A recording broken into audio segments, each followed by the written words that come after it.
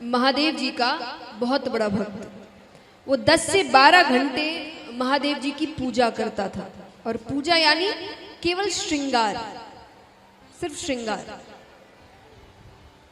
और क्योंकि पूजा पाठ उसे करना आता नहीं था, तो एक बार उसी रास्ते से कुछ संत इत्यादि जाते हैं, तो वो देखते हैं, वो बड़े प्रसन्न होते हैं।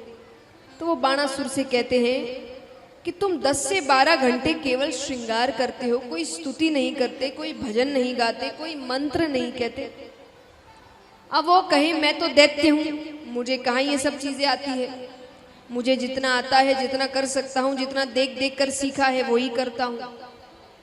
तो उन्होंने उसे कई चीजें सिखाई, कुछ स्तुतियां सिखाई। वो उसी का जाप करने लगा।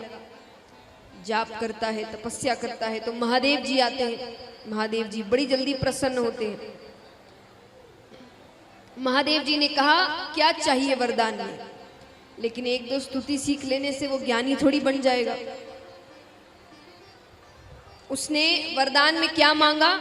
वो कहता है कि आपका श्रृंगार करने में बड़ा समय लग जाता है, मुझे 1000 हाथ दान में दीजिए।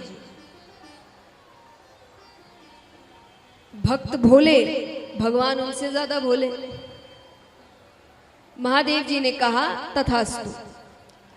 लेकिन अब वो 1000 हाथों का करे क्या? क्योंकि जो काम 10 घंटे में होते थे 2 हाथों से, अब वो 1 घंटे में होने लगे। पूरा दिन वो खाली बैठा है, वो हाथ भारी लगने लगे, वो पर्वतों को उससे तोड़ने लगा। रोते रोते भगवान को फिर से पुकारता है। महादेव जी फिर से आते हैं। महादेव जी ने कहा अब क्या हुआ?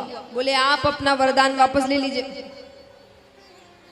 महादेव जी कहते वरदान तो वापस नहीं होते। बोले मुझे ये नहीं चाहिए, मुझे ये भारी लग रहे हैं। महादेव जी ने कहा चिंता मत करो, कुछ समय बाद श्री कृष्ण तुमसे युद्ध करने आएंगे और वो तुम्हें इन 1000 हाथों से मुक्त करेंगे। अब वो डर गया, क्योंकि जो भगवान का भक्त होता है वो भगवान की शक्ति जानता है। वो सोचे कि कृष्ण से युद्ध होगा। बाणासुर ने कहा ठीक है, एक वचन दीजिए, मैं आपका भक्त हूं ना? बोले हाँ। तो बोले जब श्री कृष्ण से मेरा युद्ध होगा तब आप मेरी तरफ से युद्ध करेंगे।